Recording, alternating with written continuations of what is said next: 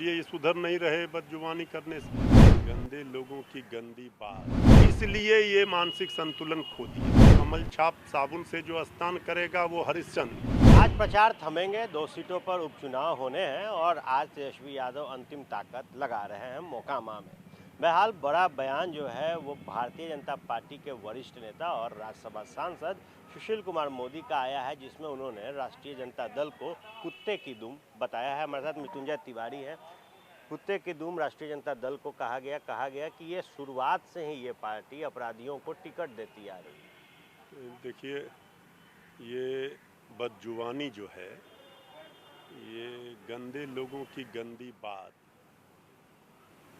तो जनता देख ही रही है। आदरणीय सुशील मोदी जी छात्र राजनीति से आए हैं, सीनियर लीडर हैं और बीजेपी का नेतृत्व ने उनको खुद ही हाशिए पर कर दिया है।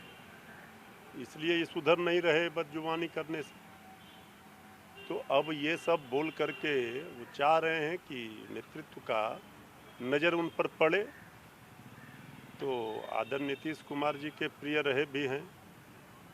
सवाल है, क्या राष्ट्रीय जनता दल सबसे बड़ी पार्टी है बिहार विधानसभा में, और जितने लोगों ने, जनता ने जो वोट दिया है वो सारे जनता को इन्होंने गाली दिया है और कुत्ता कहा है। इसका हिसाब किताब जनता सूद ब्याज के साथ ले लेगी। क्यों इस तरीके का बयान चुनाव के पहले? ये बता रही है सत्ता जाने की टीस है, खीस है। और जो गोपालगंज और मोकामा में बीजेपी को जमानत नहीं बच पा रही है, इसलिए ये मानसिक संतुलन खो दिए हैं। इससे कोई फायदा होने वाला नहीं है। और जिस अपराधी की बात करते हैं, तो इन्होंने मोकामा में किनको टिकट दिया? कल तक ये आज जिस उम्मीदवार के लिए आज जिनको अपराधी बता रहे हैं, अपराधी की पत्नी, उनके दरवाजे पर खड़े होकर के जाते थे नॉमिनेशन में, राज्यसभा में वोट लेने के लिए जाते थे। भूल गए क्या? तो ये जो बीजेपी कमल छाप साबुन से जो स्नान करेगा वो हरिश्चंद्र, और जो नहीं करेगा वो अपराधी। किनको मोकामा में टिकट दिया इन्होंने? कौन है वो? हरिश्चंद्र हैं। तो भारतीय जनता पार्टी पूरी तरह से बिहार में बौखलाई हुई है, घबराई हुई है, और इनको लग रहा है कि कहीं मुकाबले में वो नहीं है, तो गाली दे रही है। गाली गलौज की भाषा, गंदे जुबान तेजस्वी बोलने यादव वाले को लोग। टक्कर देने के लिए युवा चेहरा है तेजस्वी, तो चिराग पासवान को लाया इन लोगों ने। भाई, ये जिनको भी लाएंगे, जिस झोपड़ी में आग लगाई थी बीजेपी वालों ने, वो चिराग पासवान जी के, आदरणीय रामविलास पासवान जी के जो चाहने वाले हैं, भूल गए क्या?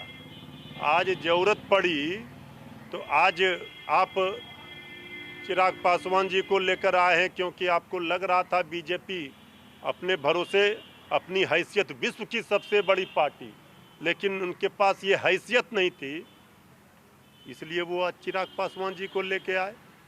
तो इससे क्या हो जाएगा? बीजेपी का कमल तो मुरझा गया।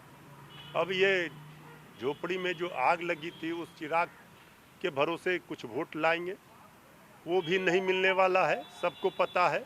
आदरणीय सुशील मोदी जी गोपालगंज में बीजेपी का चुनाव प्रचार करने गए हैं, अब वोट मांग रहे हैं, कह रहे हैं कि जेडीयू के लोग वोट करें बीजेपी को। तो यही इनकी हैसियत है कि जेडीयू के भरोसे, जेडीयू के लोग, आप बीजेपी के लोगों से वोट मांगिए ना, जेडीयू के लोगों से वोट बीजेपी के लिए मांग रहे हैं।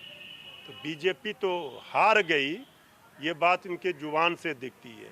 वैसे भी गंदी जुबान बोलने वाले लोग, गंदी राजनीति करने वाले, जो नफरत उन्माद की राजनीति करते हैं, मार काट की राजनीति करते हैं, तो वो सुधरने वाले नहीं हैं।